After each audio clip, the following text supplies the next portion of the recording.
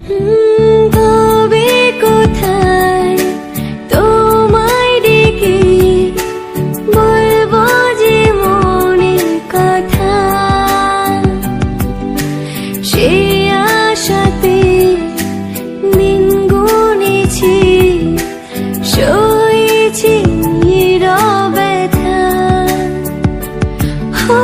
কাছে পেয়ে এমন আমার তোমাকে শোনাতে চাই, ভালোবাসি তোমায়, ভালোবাসি তোমায়, ভালোবাসি তোমায়, ভালোবাসি তোমায়।